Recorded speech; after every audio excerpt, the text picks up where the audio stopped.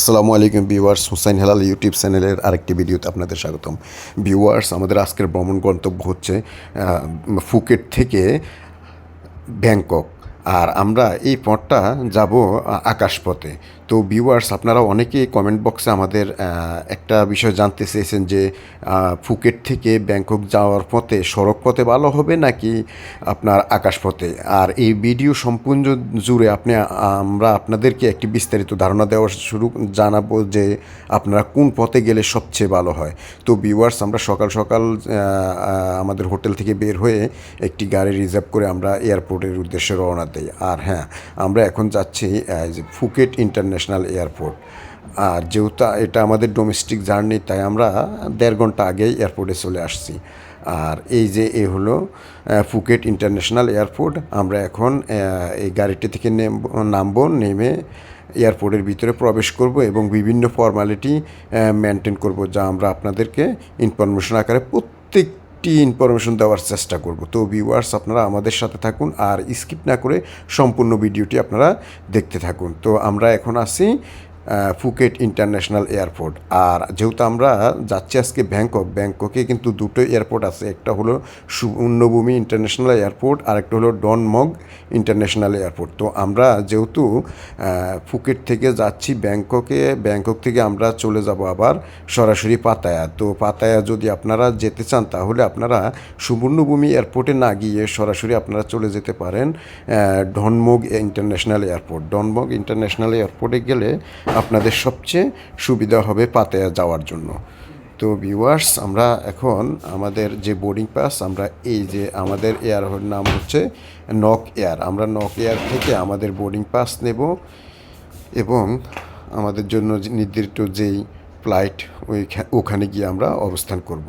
তো আমরা এই যে নক এয়ার কাউন্টার থেকে আমাদের বোর্ডিং পাসটি নিলাম এবং ব্যাগেজটা জমা দিলাম।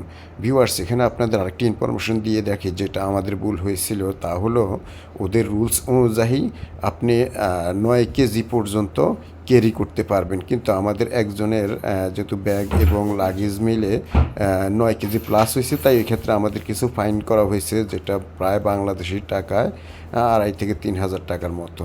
তো ভিউয়ার্স, এই ভুলটা আমাদের কারণে হয়েছে, কারণ আমরা যদি আমাদের হ্যান্ডব্যাগে কিছু জামা কাপড় বা ভারী জিনিস নিতাম, লাগেজে না রাখতাম, তাহলে লাগেজটা পাতলা হতো, তাহলে আমাদের এই 2,500 থেকে 3,000 টাকা জরিমানা দেওয়া লাগতো না। তো ভিউয়ার্স, অবশেষে আমরা এখন যাচ্ছি আমাদের ফ্লাইটের উদ্দেশ্যে। আর অবশেষে আমরা আমাদের যে নক এয়ার ইন্টারন্যাশনাল বিমানে উঠলাম। যেহেতু এটা একটি ডোমেস্টিক ফ্লাইট, তাই আমরা ফুকেট থেকে সরাসরি চলে যাব ডনমগ ইন্টারন্যাশনাল এয়ারপোর্টে। আর বিমানটি অনেক বড় একটি বিমান, অনেকগুলো সিট দেখা যাচ্ছে প্রথম থেকে শেষ সারি পর্যন্ত বিশাল আকারের বিমানটি। তো আমরা আমাদের সিটে উঠে বসার সাথে সাথেই আমাদের উদ্দেশ্যে কিছু দিক নির্দেশনামূলক আলোচনা করতেছে কেবিন ক্রু। আমরা ওটা মনোযোগ সহকারে শুনলাম। Secure your own mask before assisting others. Keep the mask on until advised by the cabin crew. ทางออกฉุกเฉินบนเครื่องมี 8 ทาง 2 ทางด้านหน้า 4 ทางตรงกลาง และ 2 ทางด้านหลัง โดยสังเกตจากเครื่องหมาย exit สีแดงเหนือทางออก There are 8 emergency exits on this aircraft. 2 in the front, 4 over the wings, and 2 at the rear.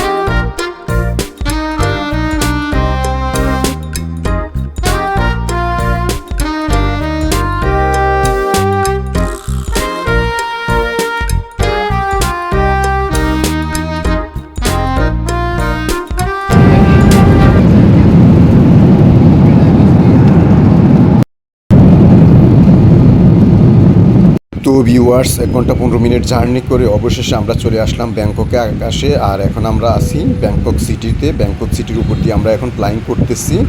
আর এই যে নিচে Bangkok city, যদিও আমরা এখনও অনেক উপরে আছি, একটু জুম করে দেখানোর চেষ্টা করতেছি। তো কিছুক্ষণ পরে হয়তো আমাদের বিমানটি ল্যান্ডিং করবে।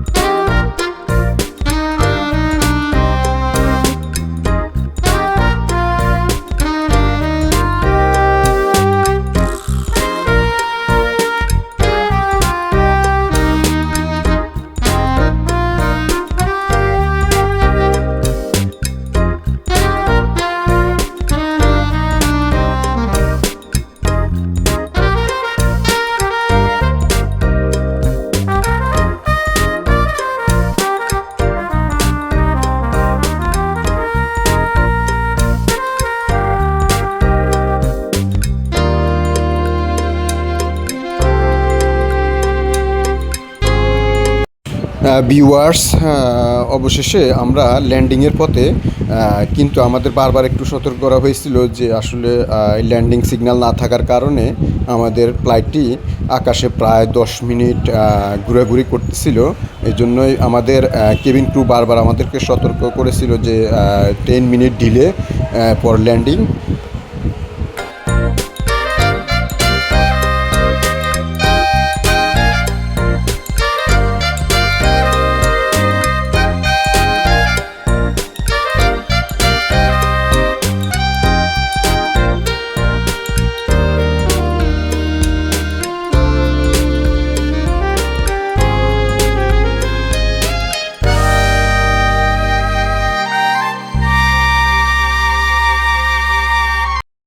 আলহামদুলিল্লাহ, অবশেষে 10 মিনিট আমাদের ডিলে হয়ে আকাশে ঘোরার পরে ল্যান্ডিং করার অনুমতি পেল এবং আমাদের বিমানটি অবশেষে সেফলি ল্যান্ডিং করলো। আর এখন আমরা নেমেছি ব্যাংককের ডনমগ ইন্টারন্যাশনাল এয়ারপোর্ট। ভিউয়ার্স, ব্যাংককে মোট 2টি ইন্টারন্যাশনাল এয়ারপোর্ট আছে। একটা রয়েছে আপনার সুবর্ণভূমি ইন্টারন্যাশনাল এয়ারপোর্ট, আরেকটা হলো ডনমগ ইন্টারন্যাশনাল এয়ারপোর্ট। তো আমরা যেহেতু ফুকেট থেকে এসেছি ব্যাংককে নামবো, আর ব্যাংকক থেকে সরাসরি চলে যাব পাতায়াতে, তাই পাতায়াতে যাওয়ার জন্য সবচেয়ে ভালো হয় ডনমগ ইন্টারন্যাশনাল এয়ারপোর্টে যদি আপনি চয়েস করেন, কারণ এখান থেকে অ্যাভেলেবেল পাতায়ার বাস পাবেন, যাতে করে আপনারা অতি অনায়াসে পাতায়ার উদ্দেশ্যে রওনা দিতে পারবেন। আর এজন্যে আমরা আমাদের গন্তব্য ফুকেট থেকে সরাসরি ডনমগ ইন্টারন্যাশনাল এয়ারপোর্টে নিয়েছি।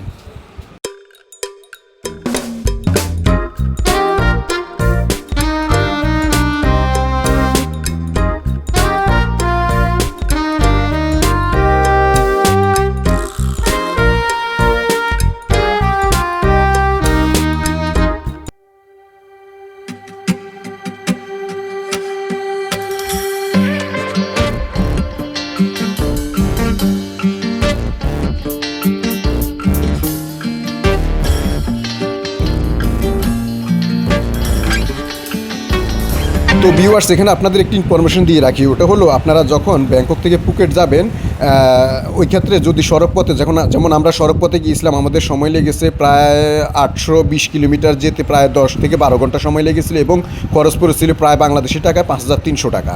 কিন্তু ফেরার পথে আমরা যখন ফুকেট থেকে ব্যাংককে এসেছি তখন আমাদের বিমান ভাড়া পড়েছে মাত্র বাংলাদেশি 4600 টাকা। তো এই ক্ষেত্রে আপনারা যেটা করবেন, আপনারা ব্যাংকক থেকে যখন ফুকেট যাবেন কিংবা ফুকেট থেকে ব্যাংকক আসবেন, এয়ারপোর্টটাকে আপনারা সিলেকশন করে রাখবেন, এতে করে আপনার টাকা এবং সময় দুইটাই আপনার সেভ হবে।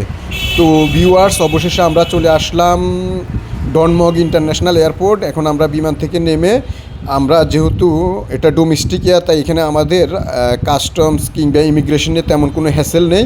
আমরা সরাসরি এয়ারপোর্ট থেকে বের হয়ে যাব। আর সরাসরি এয়ারপোর্ট থেকে বের হয়ে আমরা আমাদের একটি গাড়ি বুক করব। এরপর আমরা চলে যাব ব্যাংকক বাস স্ট্যান্ডে গিয়ে ওইখান থেকে বাসের টিকিট কেটে আমরা পাতায়ার উদ্দেশ্যে রওনা দেব। তো ভিউয়ার্স, এখানে ভিডিওটি এজন্যই আপনাদের একটু ইনফরমেশন দেওয়া যে আপনারা ব্যাংকক থেকে ফুকেট কিংবা ফুকেট থেকে যখন ব্যাংককে ফিরবেন কোন পথটা আপনারা সিলেকশন করবে, এর জন্য আপনাদের সবচেয়ে বেস্ট হবে এয়ারপোর্টটা সিলেকশন করা। এতে করে আপনাদের একদিকে যেমন টাকা সেভ হবে, অন্যদিকে আপনাদের সময়টাও সাশ্রয় হবে। তো ভিউয়ার্স, এই ভিডিওটি এ পর্যন্তই। দেখা হবে আবার আরেকটি ভিডিওতে। সে পর্যন্ত সবাই ভালো থাকবেন। আল্লাহ হাফেজ। ভিউয়ার্স, আমার পরবর্তী ভিডিওতে আমি তুলে ধরার চেষ্টা করব কিভাবে আপনারা ব্যাংকক থেকে বাস টার্মিনাল এসে টিকিট কেটে অতি অল্প সময়ে এবং স্বল্প খরচে আপনারা ব্যাংকক থেকে পাতায়া যাবেন এবং কত টাকা খরচ পড়বে, কতটুকু সময় লাগবে, এই সম্পর্কে বিস্তারিত ধারণা আমি আমার পরবর্তী ভিডিওতে আপনাদের তুলে ধরার চেষ্টা করব। তো ভিউয়ার্স, আপনারা চ্যানেলটি সাবস্ক্রাইব করে আমাদের পাশে থাকবেন পরবর্তী ভিডিওগুলো পাওয়ার জন্য।